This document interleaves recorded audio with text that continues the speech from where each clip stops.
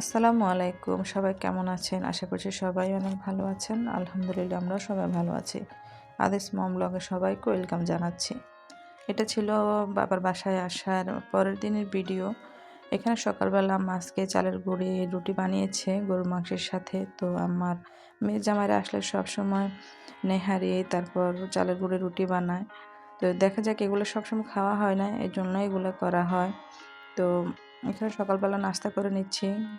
এখানে আসলে দেখা যায় কি ঘুম থেকে উঠতে লেট হয়ে যায়। তো পুরো ভিডিওটা করতে পারলাম না।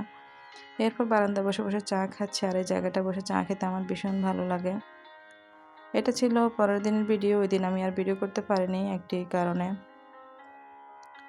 তো এখানে আজকে আমার শাশুড়ি আসবে আদিলকে দেখতে। আর যে বলেছিলাম বিশেষ কারণে নোয়াখালী আসছি, আর বিশেষ কারণটা হচ্ছে আদিলকে সুন্নাতে খতনা করিয়েছি আলহামদুলিল্লাহ। ও এখন সুস্থ আছে। সবাই ওর জন্য দোয়া করবেন, আল্লাহ যেন কবুল করে। তো এর পরের দিন আমার শাশুড়ি আসবে আদিলকে দেখার জন্য, নাতিকে দেখার জন্য অস্থির হয়ে গিয়েছে। অসুস্থ তারপরে চলে আসছে আজকে দেখার জন্য। তো এখানে আমরা নারিকেলের পিঠা বানিয়ে নিচ্ছি আমি আর ভাবি। গল্প করতে, করতে নাস্তা বানাচ্ছি এই নারিকেলের পিঠাটা। তো দেখা যায় কি এখনো নোয়াখালীতে বেয়াই আসলে এই ঐতিহ্যটা ধরে রাখে অনেকে, নারিকেলের পিঠা বানায়। আর যেহেতু মুরব্বি মানুষ একটু মিষ্টি পছন্দ করে, মিষ্টি জিনিস বা এই ধরনের পিঠা পছন্দ করে।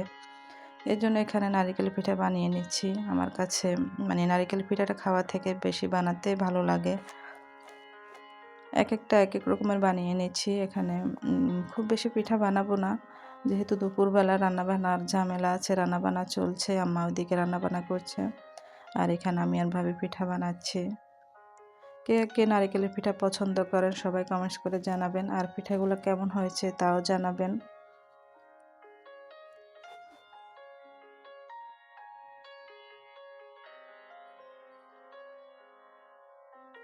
আপনি যদি আমার চ্যানেলে নতুন হয়ে থাকেন তাহলে প্লিজ চ্যানেলটি সাবস্ক্রাইব করবেন। আর যদি ফেসবুক পেজ থেকে দেখে থাকেন তাহলে প্লিজ একটি ফলো দিবেন।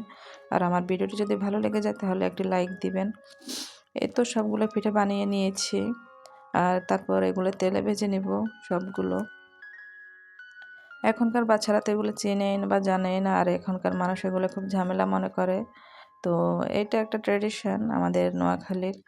তো বেয়াই আসলে এগুলো সবসময় বানানো হয়। এইখানে আমি ফ্রেঞ্চ টোস্ট করবো, এই জন্য একটা ডিম ফেটিয়ে নিয়েছি। তো যেহেতু মুরব্বি মানুষ নরম জিনিসই বেশি বেটার ওনার জন্য। আর এখনকার মডার্ন নাস্তাগুলো তো ওনারা পছন্দ করে না। তো মিষ্টি জিনিসই পছন্দ করে, এজন্য এই নাস্তাগুলো বানিয়ে নিচ্ছি। আর যেহেতু দুপুরবেলা খুব বেশি খাওয়া যাবে না, আর উনি সকালবেলা একটু নাস্তা করলে দেখা যায় কি সহজে আর কোনো কিছু খেতে চায় না। দুপুরে অল্প একটু ভাত খায়। এই তো আমার রাজপুত্র এখানে বসে আছে। উনি ব্যথাটা খুব একটা ফিল করেনি, কিন্তু খুব বেশি ভয় পেয়েছে। ভয় ওনার সবসময় একটু ভয়ে বেশি কাজ করে।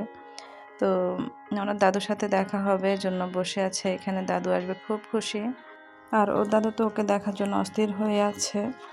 নাতিকে অনেক দোয়া করছিল, আর এমনিতে সবসময় দোয়া করে। নানু দাদুরা তো এরকমই হয়। নাতি নাতনির জন্য সবসময় দোয়া থাকে ওনাদের।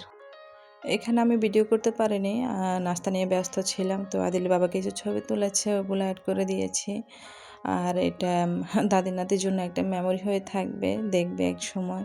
জানি না আমার পেজটি কতদিন থাকবে, যদি ভবিষ্যতে থাকে আমি যদি কন্টিনিউ চালিয়ে যেতে পারি তাহলে আদিল দেখবে ওর জন্য কি কি আয়োজন করা হয়েছিল, কি কি হয়েছিল, কে কে আসছিল দেখার জন্য ওকে। তখন আর বলতে পারবে না যে আমার জন্য কেউ কিছু করেনি।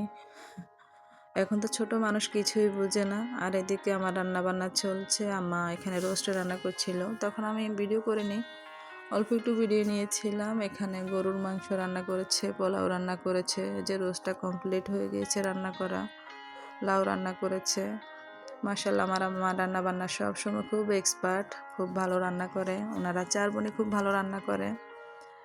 তো এখানে বেগুন ভাজা করেছে, মাছ ভাজি করেছে, তারপর ডিম। এই তো সবগুলো টেবিলে দিয়ে দিয়েছি দুপুরবেলা। আর আমার শাশুড়ির খুব তাড়া করছিল বাড়িতে যাওয়ার জন্য, কিছু কাজ আছে। তো এই জন্য আর কোনো কিছু বাড়তি করতে পারিনি। যা কিছু রান্না করেছে আপনাদের সাথে শেয়ার করছি। আর আপনাদের কাছে আমার ভিডিওটি কেমন লেগেছে সবাই কমেন্টস করে জানাবেন। ভিডিওটি আজকে এ পর্যন্ত। সবাই ভালো থাকবেন। আল্লাহ হাফেজ। আসসালামু আলাইকুম।